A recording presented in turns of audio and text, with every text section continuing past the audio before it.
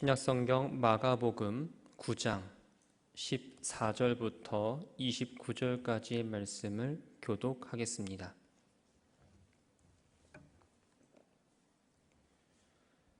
마가복음 9장 14절 말씀입니다. 이에 그들이 제자들에게 와서 보니 큰 무리가 그들을 둘러싸고 서기관들이 그들과 더불어 변론하고 있더라.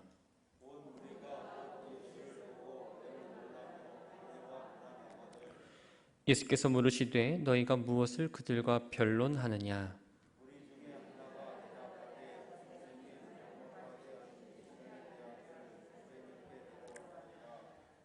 귀신이 어디서든지 그를 잡으면 거꾸러져 거품을 흘리며 이를 갈며 그리고 팔이 해지는지라. 내가 선생님의 제자들에게 내쫓아달라 하였으나 그들이 능히 하지 못하더이다.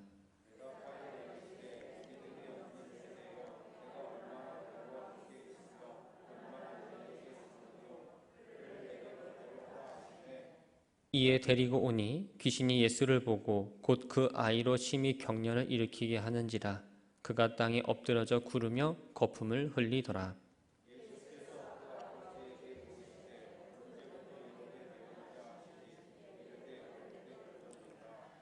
귀신이 그를 죽이려고 불과 물에 자주 던졌나이다. 그러나 무엇을 하실 수 있거든 우리를 불쌍히 여기사 도와주옵소서.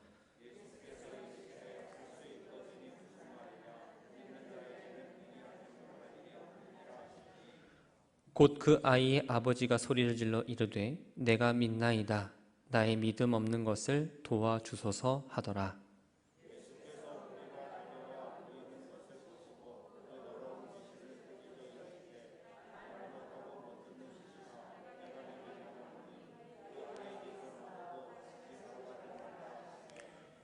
귀신이 소리 지르며 아이로 심히 격려를 일으키게 하고 나가니 그 아이가 죽은 것 같이 되어 많은 사람이 말하기를 죽었다 하나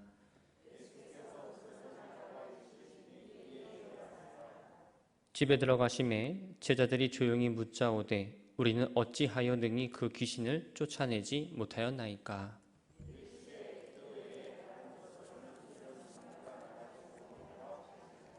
아멘. 자리에 앉아주시기 바랍니다. 엘리베이터 헌금 이용호 담임 목사님, 이명자 사모님 가정에서 드리셨습니다. 감사 헌금 강명임 집사님, 감사 헌금 이종수 권사님, 감사 헌금 김정분 집사님, 속회 헌금 애녹속 드리셨습니다.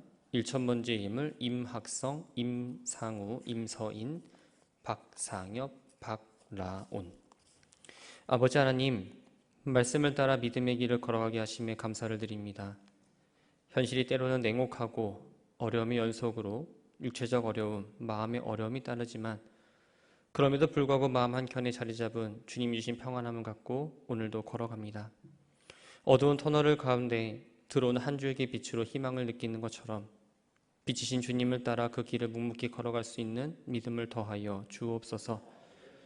성령 강림절기를 보내고 있습니다. 먼저 우리 안에 성령으로 충만해지기를 소망합니다.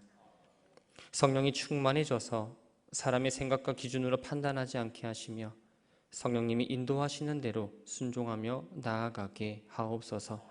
우리의 가정과 우리의 교회가 더욱 성령으로 충만해지고 하나님이 이끄시는 공동체가 되게 하옵소서. 이 시간 예배를 드립니다. 습관적으로 드리는 감격 없는 예배가 아니라 하나님의 말씀이 내 말씀이 되고 기도의 자리가 하나님을 만나는 귀한 자리임을 깨닫고 나오는 이 예배의 시간 되게 하옵소서.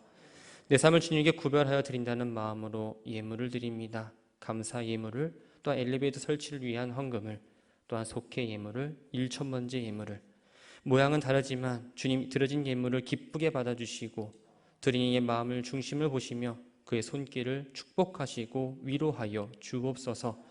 예물에 담긴 감사의 마음, 간구의 마음을 주님께서 알아주시고 주님의 때에 주님의 방법으로 말씀하여 주옵소서. 예수님의 이름으로 기도합니다. 아멘. 이 시간 함께 예배하는 사랑하는 믿음의 가족들 위해 예수 그리스도의 은혜와 평화가 가득하시기를 주님의 이름으로 축복합니다. 예수님께서 공생의 기간에 행하신 사역은 이 마태복음 9장 35절에 아주 잘 나타나 있습니다. 예수께서 모든 도시와 마을에 두루 다니사 그들의 회당에서 가르치시며 천국 복음을 전파하시며 모든 병과 모든 약한 것을 고치시니라. 말씀을 가르치셨습니다. 또 복음을 전파하셨습니다. 그런데 그것만으로 끝나지 않고 많은 기적들을 통해서 예수가 누구이며 구원의 복음을 알리고자 하셨습니다. 예수님은 이 사역을 혼자만 감당하지 않고 12 제자들을 불러 모아 귀신을 제어하고 또 병을 고치고 여러 가지 능력과 권위를 주심으로 하나님 나라를 전파하게 하셨습니다. 능력과 권위를 받은 제자들은 주님의 명령에 따라 맡겨진 사명을 잘 감당합니다. 그런데 오늘 본문 말씀을 보면 제자들이 권능을 받았음에도 불구하고 귀신 들려 간질병으로 고생하는 그 소년을 치유하지 못해서 서기관들과 변론을 하고 예수님으로부터 책망을 받는 그 모습이 나옵니다. 이 사건은 예수님의 제1차 순환 예고와 2차 순환 예고 사이에 기록된 사건입니다. 오늘 본문인 이 마가복음뿐만 아니라 마태복음에도 또 누가복음에도 기록이 되어 있는데 이 기록자에 따라서 같은 사건을 두고도 조금씩 바라보는 관점이 다릅니다. 먼저 마태복음은 본문의 배경에 대한 내용이 생략되어 있습니다. 단순하게 예수님과 그의 제자 3명이 변화산에서 내려온 이후에 발생한 사건으로만 기록을 합니다. 오늘 본문은 상황과 내용을 다른 두 복음서에 비해서는 아주 상세하게 기록하고 있습니다. 그리고 누가복음은 사건이 일어난 시점을 기록했지만 다른 사건을 통해 말씀하고자 하시는 또한 제자들에게 하고자 하시는 기도와 믿음에 대한 가르침은 내용이 빠져 있습니다. 예수님은 제자들과 함께 갈릴리를 떠나서 가이사라 빌립보로 가셨습니다. 이 가이사라 빌립보는 이 갈릴리 호수에서 북쪽으로 약 40km 떨어진 헤르몬산 남쪽에 위치한 지역입니다.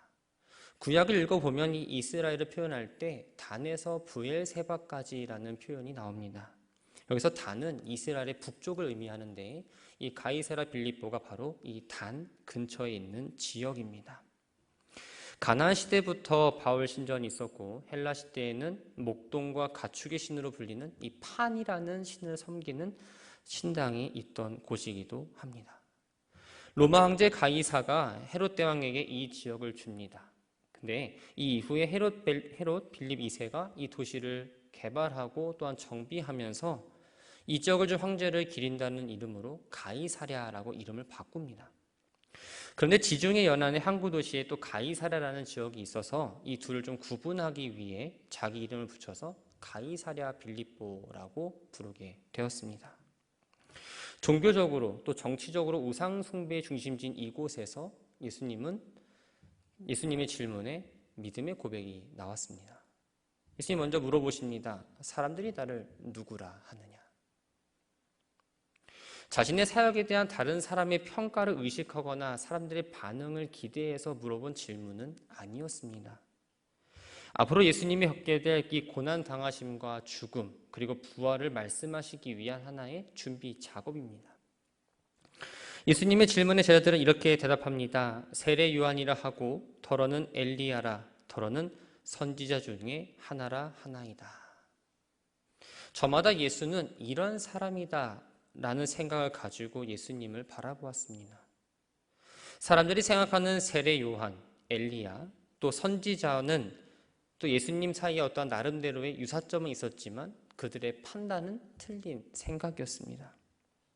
얼마 전에 죽은 세례 요한이 다시 다른 사람으로 살아날 수 있는 건 아니었고 엘리야는 그들이 기다리던 선지자이긴 했지만 그 선지자 말라기가 예언한 엘리야는 예수님 오심을 예비하러 나온 세례 요한을 말합니다. 또한 예수가 단순히 선지자의 직위만을 가지고 있었다는 건 더더욱 아니었을 겁니다. 예수님께서 다시 질문하십니다. 그렇다면 너희는 나를 누구라 하느냐?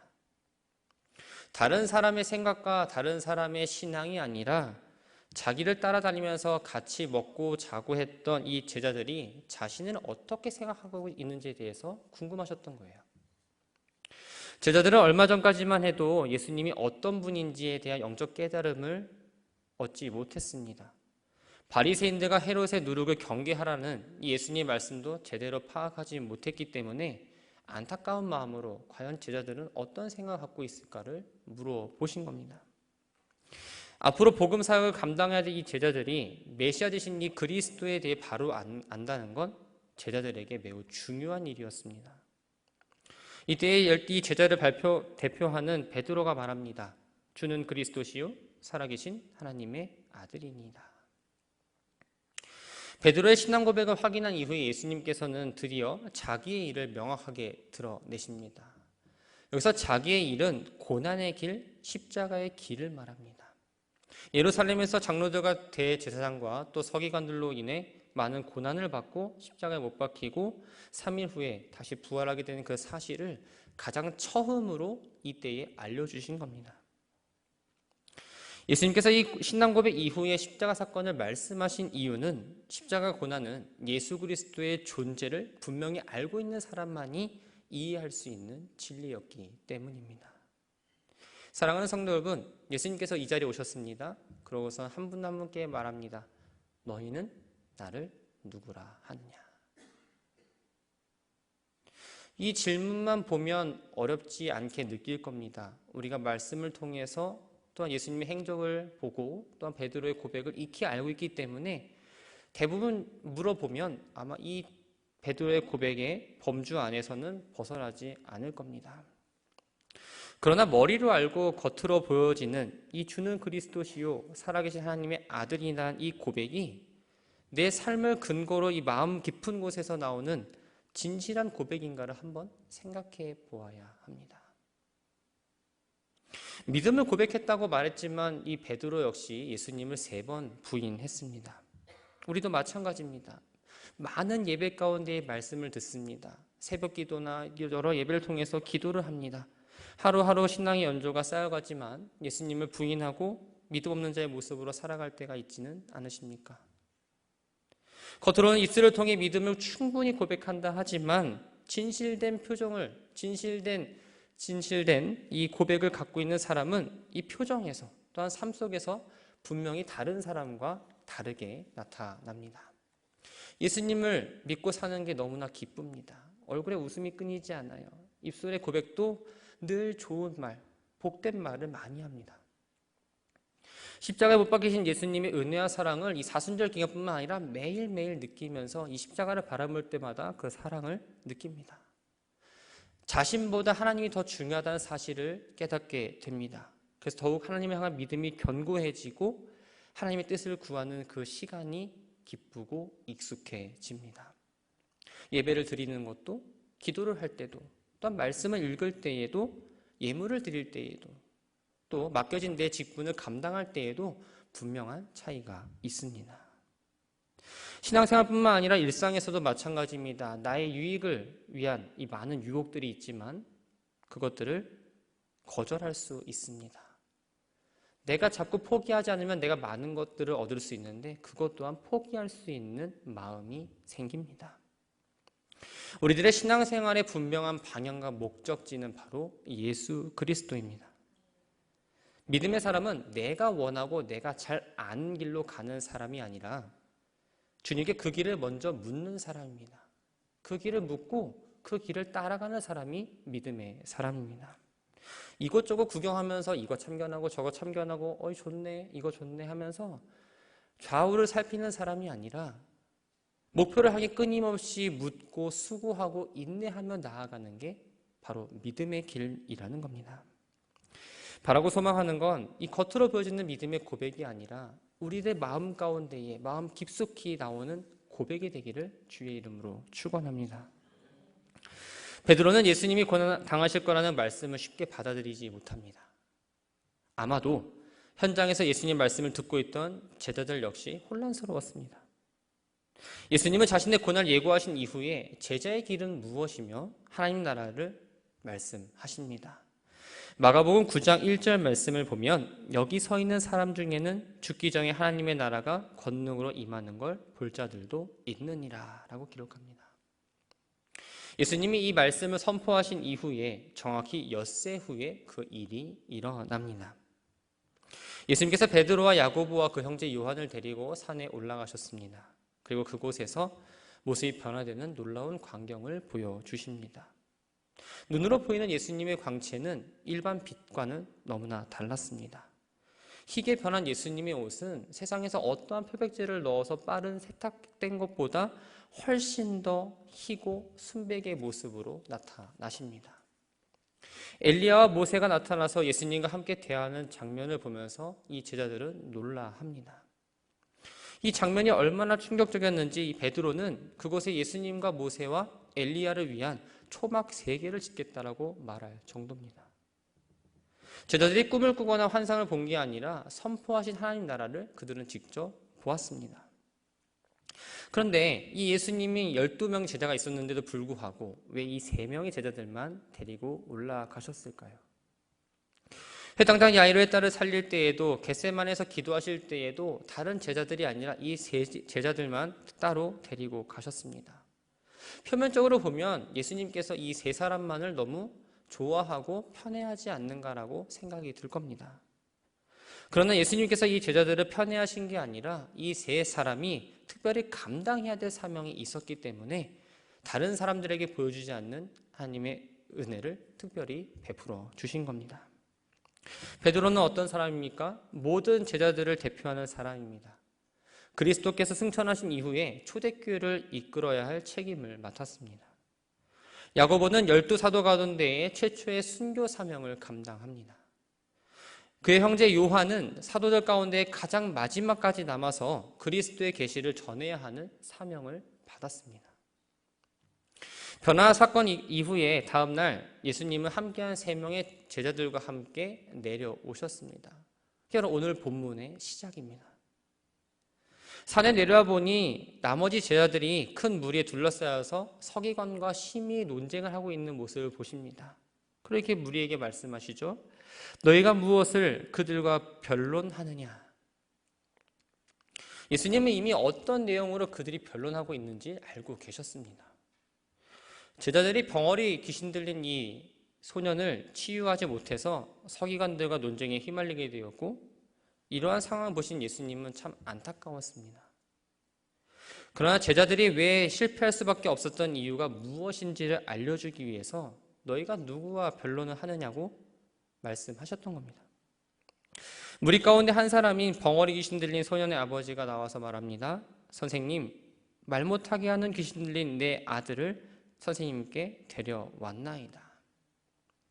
분명히 예수님은 너희가 무엇을 그들과 변론하느냐라고 말씀하셨는데 이 질문과 의도와 맞지 않게 자기 아들을 예수님께 데려왔다 하면서 자기 아들에 대한 얘기를 하나하나 늘어놓습니다. 그리고 우리가 주의 깊게 봐야 될 건 이 소년의 아버지는 주님이 아니라 예수님을 선생님이라고 표현합니다. 이 호칭은 5절에서 베드로가 사용한 이 랍비와 같은 개념이지만 예수님에 대한 적절한 호칭은 아니었습니다. 게다가 자기 아이를 예수님께 데려오는데 회당장 야이로나 이 수로보니게의 여인 같은 겸손함과 경외심을 보이는 태도는 보이지 않습니다. 소년은 벙어리 귀신에 들려 말도 하지 못하고 듣지도 못하고 또한 간질병에 걸려서 너무나 힘든 이 중증 환자의 상태입니다. 예수님께서 병자들에게 치유를 행하셨다는 소식을 듣고 예수님께서 내 외아들이 치유를 받고 나으면 이 고통에서 벗어날 수 있을 거라는 어떤 기대감을 갖고 예수님 앞에 나와왔습니다. 근데 예수님이 안 계셨습니다. 그 대신에 제자들에게 부탁을 했지만 이 아이를 치유하지 못했던 겁니다. 제자들은 예수님을 받은 이 권능과 복음을 전하면서 병고침도 했고 여러 가지 이적을 행사했습니다. 그런데 그렇게 많은 기적을 행했던 제자들이 지금 이 소년을 치유하지 못해서 오히려 무리 가운데에 둘러싸여서 변론을 하고 있는 겁니다. 제자들이 왜 이렇게 어려움을 겪게 되었을까요? 뒤쪽에 말씀이 나오지만 그들은 믿음이 식었습니다. 기도를 게을리했습니다. 그리고 주님을 의지하지 않았습니다. 어찌 보면 제자들이 이러한 일을 당하는 건 당연한 결과일 겁니다. 깨어있어야 할 때 깨어있지 않았습니다. 누가 크냐라는 인간적인 문제에만 관심이 있었습니다. 예수님은 제자들과 둘러싼 무리들을 향해서 말합니다. 믿음이 없는 세대여. 여기서 이 믿음 없음은 적은 믿음이 아니라 믿음이 전혀 없는 불신앙의 상태를 말합니다. 이러한 일이 발생한 건 제자들의 믿음이 없었기 때문임을 알려주시면서 제자들을 향한 이 답답한 마음을 안타깝게 표현하신 겁니다. 강한 질책과 탄식을 하신 이후에 그를 데리고 오라라고 말씀하셨어요. 소년의 아버지를 찝어서 말씀하신 게 아니라 믿음이 없는 세대 모두에게 소년을 데리고 오라고 말씀하신 겁니다. 소년이 예수님 앞에 왔습니다. 말 못하는 귀신이 예수를 보자 아이가 심하게 경련을 일으킵니다. 굴렀습니다. 거품을 일으키면서 아주 힘든 상황을 보여줍니다. 소년은 지금뿐만 아니라 어릴 때부터 이러한 증상을 꾸준히 보이고 있었습니다. 정신적으로, 육체적으로, 계속적으로 고통을 받아왔던 겁니다. 고통스러운 아이의 모습을 보면서 예수님께 이렇게 요청합니다. 무엇을 하실 수 있거든 우리를 불쌍히 여기사 도와주옵소서. 뭔가 좀 이상하지요? 예수님을 붙잡고 도와주십시오가 아니라 만약에 당신이 하실 수 있는 능력이나 역량이 된다면 내 아들을 고쳐주세요라는 예수님의 능력을 전적으로 신뢰하지 못한 그 말로 예수님께 요청을 합니다. 불쌍히 여겨달라는 말의 이 어원인 스플랑크 니조마이라는 말은 내장이 움직이다라는 뜻이에요. 고대 유대인들은 사람의 내부기관인 간과 또 심장, 폐, 이 창자가 사랑과 긍휼의 자리라고 생각을 했습니다. 그래서 어떠한 사람이 곤경에 처했을 때 느끼는 어떤 연민의 감정, 동정의 마음, 또한 사랑을 나타낼 때에 이 말을 사용했는데 예수님을 향한 아버지의 이 간구는 동정만을 느끼는 게 아니라 정말 절실하고 실질적인 도움을 구하는 간구였습니다. 온전한 믿음을 구하지 못한 소년의 아버지를 향해서 예수님 말씀하십니다. 할 수 있거든이 무슨 말이냐? 믿는 자에게는 능히 하지 못할 일이 없느니라. 소년의 아버지는 예수님께 요청을 할 때에 능력을 제한했습니다. 하지만 예수님 믿는 자에게는 하나님의 능력이 임할 걸 가르쳐 주셨습니다. 주님께 책망을 들은 이 아버지는 내가 믿나이다 라고 하면서 나의 믿음 없음을 자백하고 예수님께 그 믿음을 구합니다. 예수님은 믿음을 구하는 아버지의 모습을 보시고 이 귀신을 향해서 다시 한번 말씀하십니다. 아이에게서 나오고 다시 들어가지 말라. 귀신은 심한 경련을 일으키고 나갔는데 그 아이의 모습이 마치 죽은 것 같아 보였지만 예수님이 손을 잡아서 일으키셨습니다. 결국 살려내신 겁니다. 치유 사건이 끝났습니다. 어느 집에 들어갔습니다. 이 집에는 서기관도 없고 무리도 없고 예수님과 제자들만이 있었습니다. 그래서 편안하고 자유롭게 오늘 이 치유 사건에 대해서 물어볼 수 있었어요. 제자들이 묻습니다. 우리는 어찌하여 능히 귀신을 쫓아내지 못하였나이까? 예수님은 두 가지를 말씀하십니다. 믿음과 기도를 말씀하셨습니다. 마태복음 17장 20절 말씀에 보면 너희 믿음이 작은 까닭이니라 진실로 너희에게 이르노니 만일 너희에게 믿음이 겨자씨 한 알만큼만 있어도 이 산을 명하여 여기서 저기로 옮겨지라 하면 옮겨질 것이요 또 너희가 못할 것이 없으리라. 저는 겨자씨를 본 적이 없습니다. 그런데 찾아보면 겨자씨가 이 씨 중에 거의 작은 편에 속한다고 합니다. 근데 씨앗의 특징이 무엇일까요? 씨앗의 특징은 생명력이 있다는 겁니다. 아무리 작은 씨앗도 물을 잘 주고 해를 잘 받으면 열매를 맺습니다. 아무리 씨가 커도 맺는 열매는 한정되어 있습니다. 겨자씨만큼의 믿음이란 어떠한 상황 속에서도 하나님을 신뢰하고 소망을 가질 수 있는 살아있는 믿음을 말합니다. 제자들이 가진 믿음은 믿음이 있다고 말을 했지만 그들에게는 하나님을 참으로 의지하는 생명력 있는 믿음이 아니라 연약한 믿음을 갖고 있었습니다. 유대 사회에서 산을 옮긴다는 말은 어려운 일이나 불가능한 일을 말합니다. 믿음의 생명력이 있다면 우리는 어떠한 문제나 어려움도 능히 극복할 수 있습니다. 기도는 무엇입니까? 내가 할 수 없는 걸 하나님께 맡기는 행위입니다.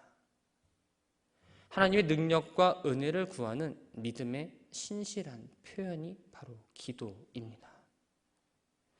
제자들에게는 기도하면 귀신이 나갈 거라는 믿음이 없었습니다. 귀신 들린 소년 앞에서 자신들의 경험과 능력을 의지하였을 뿐 믿음의 기도를 통해 하나님의 능력을 보여주지 못했습니다.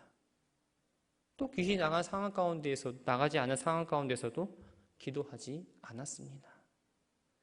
그래서 예수님은 기도 외에 다른 것으로는 이런 종류가 나갈 수 없느니라 라고 말씀하신 겁니다. 사랑하는 성도 여러분, 우리는 먼저 이 문제를 가지고 나온 아버지처럼 하나님 앞에 문제를 가지고 나와야 됩니다. 문제가 크던 문제가 작던 구분하지 않고 내가 갖고 있는 문제들을 갖고 나와야 돼요. 그런데 문제는 내가 이 문제가 심각하지 않을 때에는 하나님 앞에 놓고 기도를 열심히 합니다. 오늘 응답 주시겠지, 내일 응답 주시겠지 하면서 꾸준히 기도합니다. 그런데 시간이 지나면서 응답은 오지 않고 문제가 좀 심각해졌다 하면 기도하기를 멈춥니다. 그리고 사람을 찾고 방법을 찾아서 분주하게 다니기 시작합니다. 그러나 우리는 하나님이 내 기도를 들으시고 응답하실 거라는 믿음을 반드시 갖고 끝까지 기도해야 합니다. 그러나 이러한 믿음 없이 단순히 내 문제를 빨리 해결해 주세요라는 기도를 했다면 우리는 그 문제를 잠깐 내려놔야 합니다. 그리고 원래의 문제는 나의 믿음 없음을 먼저 고백해야 합니다. 하나님, 나에게 믿음을 주옵소서. 나의 믿음 없음을 용서하여 주옵소서.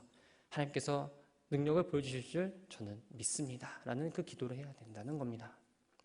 사도 바울은 에베소서 2장 8절에 이렇게 말합니다. 너희는 그 은혜에 의하여 믿음으로 말미암아 구원을 받았으니 이것은 너희에게서 난 것이 아니요 하나님의 선물이라. 우리는 믿음이 우리 안에서 나오는 걸로 알지만 사실 믿음은 하나님이 우리에게 주시는 선물입니다. 하나님으로부터 선물을 받았습니다. 근데 이 선물을 잘 받고 이 지키는 건 나의 노력과 나의 의지가 아니라 모든 것을 가르치시고 모든 것을 생각나게 하시는 성령님께서 일하심 속에 우리의 믿음이 자라고 우리의 믿음이 유지되고 성장할 수 있다는 사실을 꼭 기억해야 합니다. 사람은 능력이 없습니다. 그래서 하나님의 능력을 얻기 위해 우리는 늘 기도해야 합니다. 하늘의 능력은 기도해야 나타날 수 있습니다. 사도행전 3장을 보면 믿음으로 주님의 능력과 또 권세를 행했던 베드로와 요한이 남에서부터 걷지 못한 사람을 치유한 이야기가 나옵니다. 오순절이 끝난 어느 날 베드로와 요한이 예루살렘 성전에 기도하러 올라갔습니다. 우리가 다 아는 것처럼 유대인들은 하루 3번을 기도하는데 오전 9시, 정오, 오후 3시입니다. 두 사람은 예루살렘 성전 동쪽으로 올라가고 있었습니다.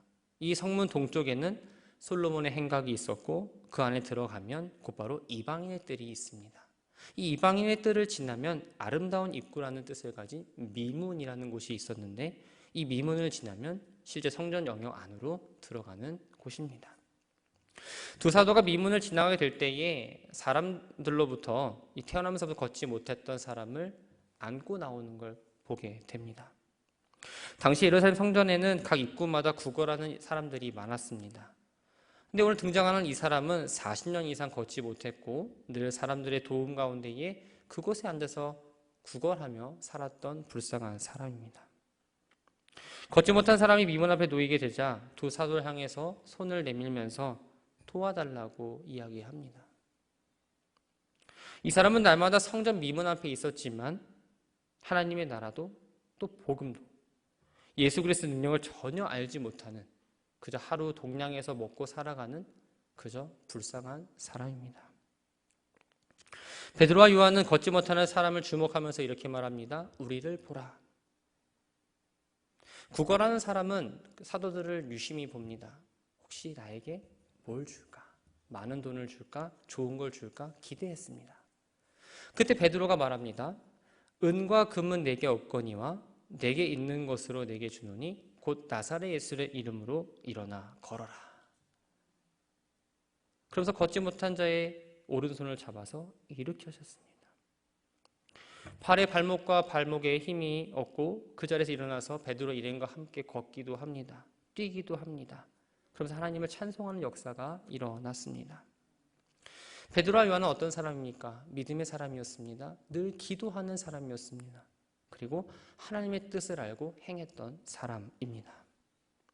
하나님의 뜻이 아닌 만약에 이 베드로의 뜻과 베드로의 생각이었다면 아무리 일어나 걸어라 했어도 결코 일어나지 못했고 걷지도 못했을 겁니다. 그러나 베드로는 또 요한은 성령의 충만함을 입은 상태입니다. 늘 기도했습니다. 늘 하나님을 향한 믿음을 놓치지 않았습니다. 그렇기 때문에 하나님 능력을 힘입어서 40년 이상 걷지 못했던 자를 일으켜 세우신 겁니다. 말씀을 정리합니다. 믿음과 기도는 하나님께서 우리들에게 주시는 선물입니다. 선물을 받으시면 어떻게 하시나요? 잘 보관해 두시나요? 몇십 년 뒤에 열어보시진 않죠? 선물 받으면 좋아서 그냥 선물을 풀어 제끼죠? 마찬가지입니다. 하나님 주신 그 선물은 빨리 풀어서 내가 잘 사용해야 합니다. 믿음의 원리를 아는 사람은 기도하기를 쉬지 않습니다. 기도를 포기하지 않습니다. 다른 건 몰라도 하나님께 무조건 매달립니다.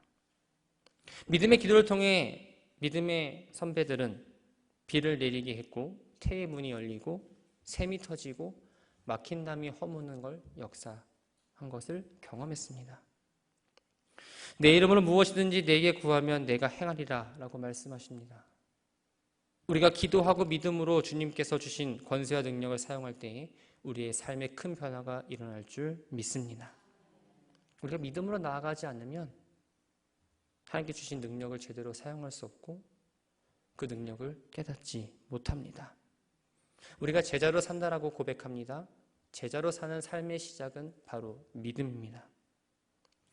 그런데 우리의 삶 속에서 나의 믿음이 겨자씨보다 작음을 보게 됩니다. 그때마다 비록 내 믿음은 작지만 하나님을 믿습니다라는 고백이 나오길 바랍니다. 하나님의 능력을 구한다 선포하시면서 그 뜻에 따르겠다고 결단하며 나아가는 성도들 되기를 바랍니다. 사람들은 어떤 문제가 생겼을 때에 자신의 힘을 다 쏟으면 내가 최선을 다했다라고 말합니다. 그러나 성도는 믿음으로 나아가 기도하기 전에 결코 최선을 다했다라고 말할 수는 없습니다.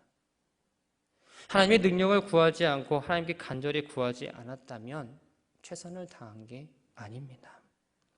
최선의 결과는 하나님의 능력을 힘입을 때에 나타납니다. 바라고 소망하는 건 오늘 주신 말씀을 통해서 믿음의 원리를 깨달으시기 바랍니다. 우리가 기도할 때에 믿음으로 나아가는 그 사실을 나는 할 수 없지만 예수님께 기도하고 예수님 믿음으로 나아가면 예수님께서 하신다는 그 사실을 꼭 기억하시기 바랍니다. 제자들의 모습이 아니라 믿음으로 기도하며 하나님의 능력을 충분히 경험하고 우리 교회에서뿐만 아니라 우리의 가정에서도 내가 서 있는 그 자리에서도 주님의 능력을 마음껏 보여주는 그런 믿음의 성도 되기를 주님의 이름으로 축원합니다. 기도하겠습니다. 주는 그리스도시요 하나님의 아들이시니다라는 이 신앙 고백이 우리 입술로만 나타나지 않기를 원합니다. 믿음의 길을 걷는다고 말하지만 상황과 환경 속에서 믿음 없는 자의 모습을 보였습니다. 하나님은 온전히 믿지 못하고 문제 해결만을 위해 열심히 기도했습니다. 나에게 주어진 모든 것들이 하나님의 은혜임에도 불구하고 나의 수고와 능력으로 이루어졌다 생각하며 기도하기를 게을리했습니다. 하나님, 이 시간 주신 말씀을 마음에 새기며 하나님을 향한 믿음을 회복하게 하시고 날마다 기도함으로 하나님의 능력을 겸손히 구하며 살아가게 하옵소서. 입술로 고백하는 믿음이 삶으로 나타나기를 소망합니다. 연약한 믿음이라면 견고하게 해주시고 사람을 바라보지 않고 하나님만을 바라보게 하옵소서. 모든 삶의 기준이 하나님으로 맞추어져 생각과 방향이 주님 뜻대로 이루어짐으로 교회와 가정 속의 공동체를 하나하나 변화시켜 주옵소서. 능력은 주님으로부터 옵니다.